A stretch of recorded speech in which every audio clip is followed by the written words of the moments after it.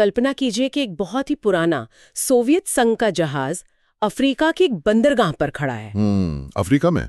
मतलब ये कोई जासूसी कहानी है क्या? बिल्कुल वैसी लग रही है ना। तो उस जहाज पर एक डॉक्टर है। वो अपनी जिंदगी के सबसे बड़े फैसले के मुहाने पर खड़ा है और अचानक वो उस जहाज से कूद जाता है। क्या बात कर रहे हैं? हाँ, अफ्रीका की धूल भरी सड़कों पर उसके पीछे सोवियत क्रू के लोग पागलों की तरह भाग रहे हैं। वो अपनी जान बचाकर किसी तरह अमेरिकी दूतावास के दरवाजे पर पहुंचता है। बाप रे, फिर क्या हुआ? अधिकारी उसे लगभग वापस सोवियत संघ को सौंपने ही वाले होते हैं, लेकिन वो बहुत कड़ा संघर्ष करता है और अंततः यह शख्स न्यूयॉर्क शहर की सड़कों पर पहुंच जाता है। मतलब सीधा न्यूयॉर्क? बिल्कुल। उसके पास सिर्फ गर्मियों के कपड़े हैं और जेब में मात्र $25। उस समय अमेरिकी डॉलर को हाथ में पकड़ना भी उसे डरा रहा था। डरा क्यों रहा था? $25 ही थे? क्योंकि उसके पुराने देश में मुट्ठी भर डॉलर रखने का मतलब था सीधे साइबेरिया की जेल में 3 साल की सजा। ओह, अब समझ आया। ये तो किसी हॉलीवुड थ्रिलर के सीन जैसा लग रहा है। लेकिन मुझे पता है कि ये कोई फिल्म नहीं है, ये एक सच्ची कहानी है। बिल्कुल सही पकड़ा। और यहीं से हमारे आज के इस गहरे विश्लेषण की शुरुआत होती है। उस रिफ्यूजी का नाम है डॉक्टर अलेक्जेंडर एल्डर, जो कि एक मनोचिकित्सक, मतलब एक साइकियाट्रिस्ट थे। हाँ। न्यूयॉर्क आकर उन्हें एक बहुत ही पुरानी किताब मिली जिसका नाम था हाउ टू बाय स्टॉक्स। और यहीं से शुरू हुआ उनका एक सफल ट्रेडर बनने का सफर। ये बहुत ही दिलचस्प सफर है ना? तो आज हमारे पास जो स्रोत हैं वे डॉक्टर एल्डर की उसी बेहद मशहूर किताब ट्रेडिंग फॉर अ लिविंग के अंश हैं। आज हमारा मिशन एक बहुत ही बुनियादी लेकिन परेशान करने वाले सवाल की गहराई में जाना है कि ट्रेडिंग में समझदार लोग भी पैसा क्यों गंवाते हैं। बिल्कुल। हम ये समझेंगे कि कैसे अपनी भावनाओं यानी अपने इमोशंस पर नियंत्रण पाना ही असल में सफलता की इकलौती कुंजी है। चलिए इसे थोड़ा खोल कर देखते हैं। देखिए, डॉक्टर एल्डर की कहानी इसलिए इतनी महत्वपूर्ण है क्योंकि उन्होंने बाजार को कभी भी सिर्फ नंबरों या चार्ट्स के चश्मे से नहीं देखा। हाँ, एक साइकियाट्रिस्ट होने के नाते उनका नजरिया बिल्कुल अलग था। बिल्कुल। उन्होंने ट्रेडिंग को इंसानी दिमाग, डर, लालच और भीड़ के मनोविज्ञान के नजरिए से परखा। लेकिन मनोविज्ञान या साइकोलॉजी पर बात करने से पहले मुझे लगता है हमें उस मैदान को समझना होगा जहां ये पूरा खेल खेला जा रहा है। मैदान से आपका मतलब मार्केट का स्ट्रक्चर है? हाँ, स्रोतों से ये साफ है कि किसी भी इंसान की गलतियों को समझने से पहले हमें बाजार की उस क्रूर संरचना को समझना होगा। वो डिजाइन ही कुछ इस तरह की गई है कि आम इंसान उसमें फंसे। ये एक बहुत ही जरूरी पहलू है। अक्सर मुख्यधारा की मीडिया या जो ब्रोकर होते हैं ना, वो हमें ये बताते हैं कि ट्रेडिंग एक जीरो सम गेम है। जीरो सम गेम मतलब अगर एक हार रहा है तो दूसरा जीत रहा है। हाँ, यही तो भ्रम है। लोगों को लगता है कि अगर वे भीड़ से थोड़े भी ज्यादा स्मार्ट हैं तो वे आसानी से जीत जाएंगे, लेकिन हकीकत ये नहीं है। तो हकीकत क्या है? ट्रेडिंग असल में एक माइनस सम गेम है। माइनस सम गेम, इसका क्या मतलब हुआ? मतलब अगर कोई हारता है तो कोई जीतता तो है ही ना। बात सिर्फ हारने या जीतने वाले की नहीं है, बात उस सिस्टम की है जो बीच में खड़ा है। जीतने वाले को कभी भी उतना पैसा नहीं मिलता जितना हारने वाला गंवाता है। अच्छा, तो बीच का पैसा कहाँ जाता है? बीच का पैसा ट्रेडिंग इंडस्ट्री निकल जाती है, और ये 2 तरीकों से होता है, कमीशन और स्लिपेज। कमीशन तो समझ आता है। हाँ, ये दोनों किसी शार्क या पिराना मछली की तरह ट्रेडर के मुनाफे को हर सेकंड कुतरते रहते हैं। कमीशन तो वो फीस है जो सीधे ब्रोकर को जाती है, लेकिन ये जो स्लिपेज है ना। हाँ, ये स्लिपेज क्या है? स्रोतों में इसे एक अदृश्य टैक्स कहा गया है। इसे थोड़ा आसान भाषा में समझाएं। देखिए, मान लीजिए कोई ट्रेडर अपनी स्क्रीन पर $100 की कीमत देखकर बाय यानी खरीदने का बटन दबाता है। ठीक है। लेकिन बटन दबाने और वो ऑर्डर असल बाजार तक पहुंचने के बीच जो समय लगता है, चाहे वो 1 सेकंड के 1000वें हिस्से का ही क्यों न हो, उस दौरान कीमत $100 10 सेंट हो जाती है। ओ, तो वो 10 सेंट का अंतर कहाँ गया? ये जो 10 सेंट का अंतर है, ये हवा में गायब नहीं होता। ये सीधे फ्लोर ट्रेडर्स या हाई फ्रीक्वेंसी ट्रेडिंग मशीनों की जेब में चला जाता है। बाप रे। तो मतलब हर एक ट्रेड के साथ चाहे ट्रेडर जीते या हारे, वो बाजार को एक फीस दे रहा है। बिल्कुल, और इसी वजह से स्रोतों में एक बहुत ही कड़वा सच लिखा है। ट्रेडिंग इंडस्ट्री को हमेशा हारने वाले नए लोगों की जरूरत होती है। हाँ, इसकी तुलना प्राचीन मिस्र के पिरामिडों से की गई है ना? जैसे पिरामिड बनाने के लिए लगातार नए दासों की जरूरत होती थी। एकदम सही। वैसे ही ब्रोकरों, एक्सचेंजों और सलाहकारों को जिंदा रहने के लिए लगातार नए ट्रेडर्स की पूंजी चाहिए होती है। इसी अदृश्य टैक्स की वजह से बाजार में सिर्फ टिके रहना भी बहुत महंगा सौदा है। ये तो बिल्कुल कसीनो के रूले गेम जैसा है। मैं हमेशा यही सोचती हूँ। कसीनो? कैसे? देखिए, कसीनो में एक हाउस एज होता है, जैसे रूले के पहिए पर 0 और 00 होते हैं, जिसका मतलब है कि कसीनो हर दांव का लगभग 5% हिस्सा गणितीय रूप से अपने पास रख लेता है। हाँ, ये तो है। इसी वजह से कोई भी इंसान लंबे समय तक कसीनो को हरा नहीं सकता। तो क्या इसका मतलब यह है कि अगर कोई व्यक्ति औसत से ज्यादा होशियार भी हो तो भी बाजार की ये छिपे हुए खर्चे उसे बर्बाद कर सकते हैं? बिना किसी शक के सिर्फ औसत से बेहतर होना बिल्कुल भी काफी नहीं है। इस माइनस सम गेम में जीतने के लिए किसी भी ट्रेडर को भीड़ से बहुत बहुत आगे होना पड़ता है। मतलब सिर्फ ब्रेक इवन करने के लिए भी संघर्ष करना पड़ता है? बिल्कुल। सिर्फ अपनी लगाई हुई पूंजी को सुरक्षित रखने के लिए ही उसे हर साल एक तय प्रतिशत का मुनाफा कमाना होता है, जो सीधा सिस्टम को जाता है। ये तो वाकई डरावना है। और क्योंकि बाजार की संरचना ही किसी भी नए ट्रेडर के खिलाफ है, इसलिए हारने वाले लोग सच्चाई का सामना करने के बजाय अपने दिमाग में कुछ भ्रम पाल लेते हैं। हाँ, कुछ फैंटेसी बना लेते हैं अपने दिमाग में। बिल्कुल। अब हम इन्हीं भ्रमों की बात करेंगे जो डॉक्टर एल्डर ने अपनी रिसर्च में उजागर किए हैं। देखिए, जब लोग पैसा हारते हैं तो वे ये नहीं मानना चाहते कि गलती उनकी है, इसलिए वे 3 बड़े भ्रमों का शिकार हो जाते हैं। तो पहला भ्रम क्या है? पहला है दिमाग का भ्रम या द ब्रेन मिथ। लोगों को लगता है कि जो लोग बाजार में जीत रहे हैं उनके पास कोई गुप्त रहस्य या कोई जादुई दिमागी क्षमता है। लेकिन स्रोतों का डेटा एक बहुत ही चौंकाने वाली बात बताता है। असलियत में ट्रेडिंग में इंजीनियर और डॉक्टर जैसे बुद्धिमान लोग सबसे ज्यादा असफल होते हैं। बिल्कुल। ब्रोकरेज फर्म्स मानती हैं कि उनके सबसे ज्यादा पैसा हारने वाले क्लाइंट्स अक्सर बहुत पढ़े लिखे प्रोफेशनल्स होते हैं। ऐसा क्यों होता है? क्योंकि बाहरी दुनिया और बाजार की दुनिया के नियम बिल्कुल उल्टे हैं। एक इंजीनियर या डॉक्टर अपनी पूरी जिंदगी इस सिद्धांत पर काम करता है कि अगर मैं सही इनपुट दूंगा तो मुझे सही आउटपुट मिलेगा। हाँ, कारण और प्रभाव वाला लॉजिक। बिल्कुल। एक इंजीनियर पुल बनाता है तो उसे पता होता है कि भौतिकी के नियम नहीं बदलेंगे, लेकिन बाजार भौतिकी पर नहीं, इंसानी भावनाओं पर चलता है। तो जब वे हारते हैं तो वे क्या करते हैं? जब एक होशियार इंसान बाजार में हारता है तो वो सोचता है कि उसने पर्याप्त मेहनत नहीं की। वो और ज्यादा डेटा एनालाइज करने लगता है और ज्यादा लॉजिक लगाता है। लेकिन बाजार तो लॉजिक से नहीं चलता। नहीं चलता। बाजार एक प्रोबेबिलिटी या संभाव्यता का खेल है। यहां आप सही होकर भी पैसे गंवा सकते हैं। ये बात उनके लॉजिक वाले दिमाग को बर्दाश्त नहीं होती। ये बहुत ही दिलचस्प है। यानी उनकी बुद्धिमत्ता ही उनका सबसे बड़ा दुश्मन बन जाती है। बिल्कुल सही कहा। इसके बाद आता है दूसरा भ्रम, कम पूंजी का भ्रम या द अंडर कैपिटलाइजेशन मिथ। ये तो हर उस इंसान की कहानी है जिसने कभी शेयर बाजार में कदम रखा हो। वो बहाना जो हर कोई बनाता है। बिल्कुल। अक्सर लोग कहते हैं, अरे अगर मेरे अकाउंट में थोड़े और पैसे होते तो मैं उस नुकसान को झेल जाता और बाजार जब वापस ऊपर आता तो मैं अमीर बन जाता। और ये उनका सबसे खतरनाक भ्रम होता है। डॉक्टर एल्डर बहुत स्पष्ट करते हैं कि एक खराब ट्रेडर बड़े अकाउंट को भी उतनी ही जल्दी बर्बाद कर देगा जितनी जल्दी वो छोटे अकाउंट को करता है। मतलब पैसे ज्यादा होने से कोई फर्क नहीं पड़ता। नहीं। अगर किसी की रणनीति और उसका मनोविज्ञान गलत है तो बड़ी पूंजी सिर्फ उसे बड़ी हार देगी। हारने वाले लोग ये नहीं समझते कि सफलता ज्यादा पैसे होने में नहीं, बल्कि अपने जोखिम या रिस्क को नियंत्रित करने में। हाँ, एक अच्छा ट्रेडर छोटे अकाउंट को भी धीरे धीरे बड़ा कर सकता है। बिल्कुल कर सकता है। और फिर आता है तीसरा भ्रम, ऑटो पायलट भ्रम। ये वो लोग हैं जो सोचते हैं कि वे हजारों डॉलर्स देके कोई ऐसा मैजिक सॉफ्टवेयर खरीद लेंगे जो सोते समय भी उनके लिए पैसे छापेगा। हाँ, ऑटोमेटिक ट्रेडिंग सिस्टम्स। बिल्कुल। ये मुझे हवाई जहाज के ऑटो पायलट जैसा लगता है। जब मौसम साफ हो तो ऑटो पायलट बहुत अच्छे से काम करता है, लेकिन जब तूफान आता है तब? वही तो।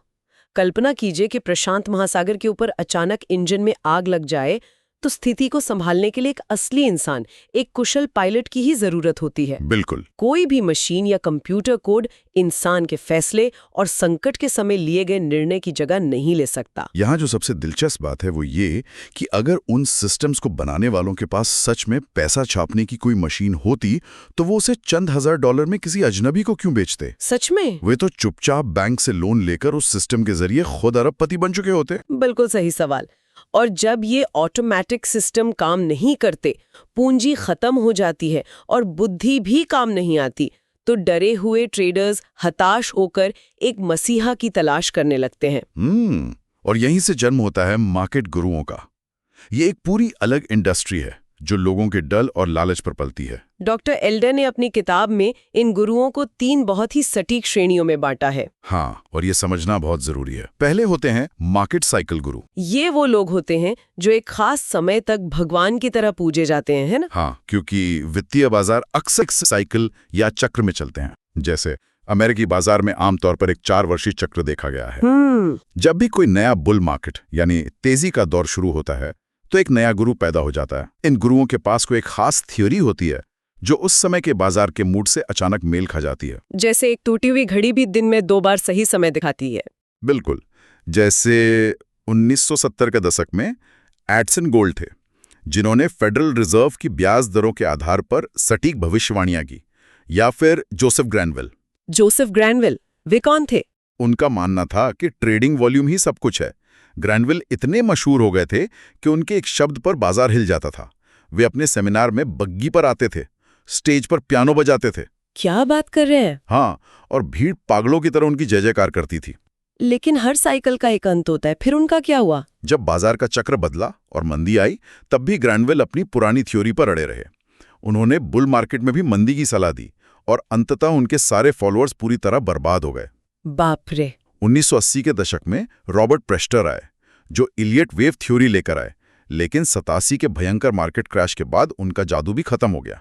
इसके बाद दूसरी श्रेणी आती है मैजिक मेथड गुरुओं की।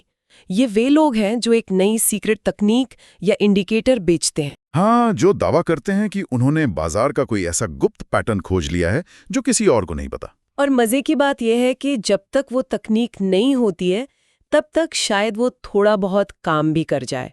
लेकिन जैसे ही वो लोकप्रिय होती है और भीड़ उसका इस्तेमाल करने लगती है, बाजार तुरंत अपना रूप बदल लेता है, क्योंकि बाजार हमेशा भीड़ के खिलाफ काम करता है। बिल्कुल। और तीसरी श्रेणी जो मुझे सबसे अजीब और थोड़ी डरावनी लगी, मृत गुरु या डेड गुरु। ये मनोविज्ञान का एक बहुत ही गहरा पहलू है। WD गेन इसका सबसे बड़ा उदाहरण है। आज भी उनके नाम पर महंगे कोर्स, किताबें और सॉफ्टवेयर बेचे जाते हैं। हाँ, दावा किया जाता है कि उन्होंने अपने समय में ट्रेडिंग से $50 मिलियन कमाए थे। तो लोग मृत गुरुओं की तरफ इतने आकर्षित क्यों होते हैं? क्योंकि एक मरा हुआ गुरु कभी नई गलती नहीं कर सकता। ओह, ये तो बहुत गहरी बात है। देखिए, अगर कोई जिंदा गुरु टीवी पे आकर कोई भविष्यवाणी करता है और वो गलत साबित हो जाती है, तो उसकी इज्जत मिट्टी में मिल जाती है। लेकिन एक मृत गुरु की विरासत समय में जम चुकी होती है। मार्केटर्स के लिए तो ये एक सुनहरा मौका होता होगा। बिल्कुल, वे उस मरे हुए इंसान के नाम पर कोई भी जादुई कहानी बना सकते हैं, क्योंकि वो इंसान अपनी कहानी झुटलाने के लिए जिंदा नहीं है। क्या डॉक्टर एल्डर ने इस दावे की कोई जांच की थी? हाँ, डॉक्टर एल्डर ने अपनी रिसर्च के दौरान खुद गेन के बेटे से बात की, जो एक बैंक में एनालिस्ट थे।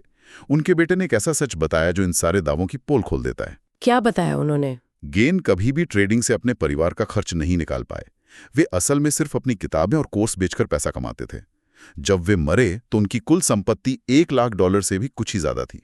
तो मतलब आज उनके नाम पर $50 मिलियन की संपत्ति का जो झूठ फैलाया जाता है, वो सिर्फ एक मार्केटिंग नौटंकी है। 100%। और स्रोतों में बैरन्स मैगजीन का भी एक बड़ा दिलचस्प उदाहरण है। जब कोई मार्केट गुरु मुख्य धारा की किसी बड़ी बिजनेस मैगजीन के कवर पेज पर छपने लगे, तो ये एक पक्का संकेत है कि उसका अंत करीब है। हाँ, क्योंकि मुख्य धारा की मीडिया हमेशा चीजों को बहुत देर से पकड़ती है। जब कोई आउटसाइडर गुरु वहां पहुंचता है तो इसका मतलब है कि उसकी लोकप्रियता अपने चरम पर है और अब बाजार के पलटने का समय आ गया है। बिल्कुल। जब सड़क पर चलने वाला आम आदमी भी उस गुरु की बात करने लगे तो समझ जाइए कि वो थ्योरी अब बेकार हो चुकी है। मुझे यहाँ एक बहुत ही सीधा और तीखा सवाल पूछना है। पूछिए। अगर इन गुरुओं के पास वाकई बाजार से पैसा छापने का कोई पक्का और जादुई तरीका है, तो वे ताहिती के किसी खूबसूरत समुद्र तट पर आराम से बैठकर खुद ट्रेडिंग क्यों नहीं करते? बहुत सही सवाल है। वे अपनी जादुई तकनीक न्यूज़लेटर और सेमिनार में $3-3 हजार में क्यों बेच रहे हैं? क्योंकि उनका असली व्यापार ट्रेडिंग नहीं है। उनका असली व्यापार आशा या उम्मीद बेचना है। ये बिल्कुल 18वीं सदी के गोल्ड रश जैसा है। Gold rush? वो कैसे? जब कैलिफोर्निया में सोना मिला था तो सबसे ज्यादा पैसा उन लोगों ने नहीं कमाया था जो खदानों में सोना खोज रहे थे। सबसे ज्यादा पैसा उन चालाक व्यापारियों ने कमाया था जिन्होंने सोना खोजने वालों को फावड़े, कुदालें और टेंट बेचे थे। तो गुरु भी वही फावड़े बेच रहे हैं? बिल्कुल। तो अगर समस्या ना तो पूंजी की कमी में है, न ऑटोमेटिक सिस्टम में है, और ये सारे गुरु भी सिर्फ उम्मीद बेच रहे हैं, तो फिर हार का असली कारण है क्या? एक मनोचिकित्सक के रूप में डॉक्टर एल्डर ने जब गहराई में गोता लगाया तो उन्होंने पाया कि असली दुश्मन कहीं बाहर नहीं बल्कि हमारे अपने भीतर बैठा है। मतलब हमारी अपनी साइकोलॉजी। हाँ, हम आत्मविनाश और जुए की लत के शिकार हैं और यहीं पर यह किताब बाकी सभी वित्तीय किताबों से अलग हो जाती है। डॉक्टर एल्डर बताते हैं कि ट्रेडिंग अक्सर उन लोगों को अपनी तरफ खींचती है जिन्हें एक्शन और जुए का शौक होता है। एक सामान्य इंसान की जिंदगी बहुत नीरस होती है। वो सुबह उठता है, ऑफिस जाता है, लौटकर टीवी देखता है और सो जाता है। लेकिन ट्रेडिंग की दुनिया एड्रेनलिन से भरी है। डॉक्टर शीला ब्लूम, जो जुए की लत की एक विशेषज्ञ हैं, उनका कहना है कि ट्रेडिंग बिना किसी ड्रग के एक नशे जैसा है। बिल्कुल सही कहा। देखिए, आम जिंदगी में हम एक दूसरे को नुकसान से बचाते हैं, लेकिन बाजार एक डेमोलिशन डर्बी की तरह है। यहाँ कोई सेफ्टी नेट नहीं है। डेमोलिशन डर्बी, ये तुलना अच्छी है। हाँ, इसे ऐसे समझिए, आम जिंदगी में अगर कोई इंसान गलती से अपनी कार का दरवाजा सड़क की तरफ खोल देता है, तो पीछे से आने वाली गाड़ी ब्रेक लगाती है या मुड़कर उसे बचाने की कोशिश करती है। हाँ, आमतौर पे ऐसा ही होता है। लेकिन बाजार में जैसे ही कोई अपना दरवाजा खोलता है, दूसरे ट्रेडर्स जानबूझकर अपनी गाड़ी की रफ्तार बढ़ाते हैं ताकि वे उस दरवाजे को और शायद उस इंसान के हाथ को भी पूरी तरह से उखाड़ सकें। बाप रे। ऐसा इसलिए क्योंकि वहां एक इंसान का नुकसान ही दूसरे का फायदा है। बाजार में कोई दया नहीं है और इस क्रूर जगह पर जब इंसान उतरता है तो उसके अपने ही अवचेतन मन की कमियां सामने आने लगती हैं, जिसे हम सबकॉन्शियस माइंड कहते हैं। हाँ, डॉक्टर एल्डर ने अपने क्लिनिक में कई ऐसे ट्रेडर्स को देखा जो जानबूझकर खुद को बर्बाद कर रहे थे, जिसे सेल्फ सैबोटेज कहते हैं। एक उदाहरण है जहां एक ट्रेडर अमेरिकी डॉलर के खिलाफ लगातार शॉर्ट पोजीशन ले रहा था और हर बार बुरी तरह हार रहा था। तो उसने ऐसा क्यों किया? इसमें यार साइको एनालिसिस से पता चला कि उसका अपने पिता के साथ एक बहुत ही कड़वा रिश्ता था, जो बहुत अहंकारी और हावी रहने वाले इंसान थे। ओह, तो वो बाजार को अपने पिता के रूप में देख रहा था। बिल्कुल। वो ये मानने को तैयार ही नहीं था कि बाजार उससे ज्यादा ताकतवर है, ठीक वैसे ही जैसे वो अपने पिता के सामने झुकना नहीं चाहता था। तो इस सब का आखिर मतलब क्या है? अगर हमारा अपना ही दिमाग हमारे खिलाफ काम कर रहा है, तो क्या इससे बचने का कोई रास्ता है भी? रास्ता है, लेकिन वो किसी अर्थशास्त्र की किताब या गणित के फॉर्मूले में नहीं मिलेगा। डॉक्टर एल्डर ने इसका समाधान एक बहुत ही अप्रत्याशित जगह पर खोजा। कहाँ? शराब की लत छुड़ाने वाली संस्था अल्कोहलिक्स एनोनिमस या AA के सिद्धांतों में। रुकिए, ये बात पचने में थोड़ी मुश्किल है। मुझे पता था आप ये कहेंगी। मतलब क्या हम सच में चार्ट्स पर पैसे हारने वाले लोगों की तुलना एक वास्तविक केमिकल डिपेंडेंसी या शराब की लत से कर रहे हैं?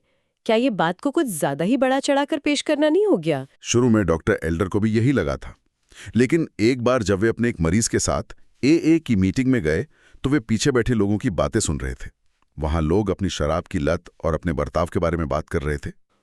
डॉक्टर एल्डर ने अचानक महसूस किया कि अगर उन लोगों की बातों में से शराब शब्द हटाकर लॉस या नुकसान शब्द रख दिया जाए तो वे बिल्कुल किसी ब्रोकरेज फॉर्म में बैठे हारने वाले ट्रेडर्स की तरह बात कर रहे थे। ये कैसे मुमकिन है? दोनों में क्या समानता थी? सबसे बड़ी समानता थी डिनायल या सच्चाई से मुंह मोड़ना। अच्छा। देखिए, एक शराबी हमेशा कहता है मैं अपनी शराब पर कंट्रोल कर लूंगा। उसकी नौकरी चली जाती है, परिवार टूट जाता है, लेकिन वो कहता है मैं अब हार्ड लिकर नहीं पीऊंगा, सिर्फ बियर पीऊंगा। वो ये मानने को तैयार नहीं होता कि स्थिति उसके हाथ से निकल चुकी है। बिल्कुल। इसी तरह एक हारने वाला ट्रेडर कहता है मैं बस इस एक ट्रेड से अपना नुकसान कवर कर लूंगा, फिर सब ठीक हो जाएगा। हाँ, मैंने बहुत लोगों को ऐसा कहते सुना है। जब वो हारता रहा तो वो अपनी रणनीति बदल लेता है, शेयर से निकलकर ऑप्शंस में चला जाता है, लेकिन अपनी मूल भावनात्मक समस्या को कभी नहीं सुधारता। तो इस दलदल से बाहर कैसे निकला जाए? AA में सुधार कैसे शुरू होता है? AA में सुधार का पहला कदम तब उठता है जब कोई शराबी रॉक बॉटम पर पहुंच जाता है। रॉक बॉटम मतलब पूरी तरह से बर्बाद हो जाना? हाँ, यानी वो अपनी जिंदगी में इतनी बुरी तरह गिर जाता है कि उसके पास सच्चाई का सामना करने के अलावा कोई रास्ता नहीं बचता। उसे स्वीकार करना पड़ता है कि वो शराब के सामने शक्तिहीन है। तो ट्रेडर्स के लिए इसका क्या मतलब है? इसी तरह एक ट्रेडर तब तक सुधरना शुरू नहीं करता जब तक वो अपने अकाउंट को पूरी तरह खाली ना कर दे। जब उसे ये एहसास होता है कि बाजार उसके नियंत्रण से पूरी तरह बाहर है और वो बाजार को डरा धमकाकर या अपनी बुद्धिमानी से नहीं जीत सकता, तब असली बदलाव शुरू होता है। ये वाकई बहुत गहरा है। अगर हम इसको बड़े पैमाने पर देखें तो एए का एक बहुत ही महत्वपूर्ण सिद्धांत है, एक बार में एक दिन, जिसे हम one day at a time कहते हैं। शराबी ये नहीं कहता कि वो जिंदगी भर शराब नहीं पिएगा, क्योंकि वो लक्ष्य बहुत बड़ा लगता है। वो कहता है आज के दिन, सिर्फ आज मैं शराब नहीं पीऊंगा। तो एक ट्रेडर को भी यही करना चाहिए। बिल्कुल, एक सफल ट्रेडर को भी बिल्कुल यही मानसिकता अपनानी पड़ती है। उसे खुद से कहना होता है, आज के दिन मैं कोई भी भावुक ट्रेड नहीं लूंगा, आज मैं सिर्फ अपने तय किए गए नियमों का पालन करूंगा। ये बात सच में दिमाग को झकझोर देने वाली है। ट्रेडिंग में लगातार हो रहे नुकसान को रोकने का तरीका किसी बेहतर गणित, चार्ट या सॉफ्टवेयर में नहीं है, बल्कि इसे एक नशे की लत की तरह ट्रीट करने में है। 100%। मुनाफे का नशा और नुकसान की हताशा बिल्कुल वैसी ही है जैसे कोई नशेड़ी अपने नशे के लिए तड़पता है। इसीलिए शायद डॉक्टर एल्डर इस बात पर जोर देते हैं कि सफल ट्रेडिंग किसी एक चीज पर नहीं, बल्कि 3 स्तंभों पर टिकी है। सही कहा, वे 3 स्तंभ हैं। पहला मनोविज्ञान या साइकोलॉजी, जो हमारी अपनी भावनाओं का प्रबंधन है और जिसकी हमने इतनी गहराई से चर्चा की। हाँ, और दूसरा ट्रेडिंग सिस्टम, यानी बाजार का विश्लेषण करने का तार्किक और अनुशासित तरीका। और तीसरा मनी मैनेजमेंट, यानी अपने जोखिम को इस तरह प्रबंधित करना कि लगातार हार का कोई भी दौर किसी को खेल से पूरी तरह बाहर न कर सके। ये एक 3 पैर वाले स्टूल की तरह है। अगर आप किसी एक पैर को भी निकाल देंगे तो उस पर बैठा इंसान धड़ाम से नीचे गिर जाएगा। बहुत सही तुलना की आपने। और सबसे बड़ी बात यह है कि भावनाओं को प्रबंधित करने का ये ज्ञान केवल शेयर बाजार तक सीमित नहीं है। ये जीवन के किसी भी उच्च दबाव वाले क्षेत्र में लागू होता है, जहां दांव बहुत ऊंचे हों और अनिश्चितता बहुत ज्यादा हो। बिल्कुल। और इस पूरी चर्चा से एक बहुत ही गहरा सवाल उठता है, जिस पर हर सुनने वाले को जरूर विचार करना चाहिए। कौन सा सवाल? देखिए, डॉक्टर एल्डर के विश्लेषण से ये साफ है कि वित्तीय बाजारों में हमारा सबसे बड़ा दुश्मन हमारा अपना ही अवचेतन मन है, जो शांति नहीं बल्कि रोमांच, एक्शन या फिर आत्मविनाश चाहता है। सही बात है। अगर ये सच है तो हमें ये सोचना चाहिए कि हम अपनी निजी जिंदगी या अपने करियर के कितने बड़े फैसले सिर्फ वो एक्शन महसूस करने के लिए ले रहे हैं, न कि असल में सफल होने के लिए। ये तो बहुत ही गहरी बात कह दी आपने। जब हम कोई बहुत बड़ा जोखिम उठाते हैं तो क्या हम सच में सफलता चाहते हैं या हम सिर्फ उस खेल के रोमांच के आदी हो चुके हैं? ये सोचने पर मजबूर करने वाला विचार है। असल में बाजार सिर्फ एक मशीन नहीं है, ये हमारे खुद के दिमाग का आईना है। बिल्कुल। इसी विचार के साथ हम डॉक्टर अलेक्जेंडर एल्डर के सिद्धांतों पर आधारित आज के इस गहरे विश्लेषण को यहीं रोकते हैं। अपने अंदर के रॉक बॉटम को पहचानने और भावनाओं को नियंत्रित करने की इस चर्चा में हमारे साथ जुड़ने के लिए धन्यवाद।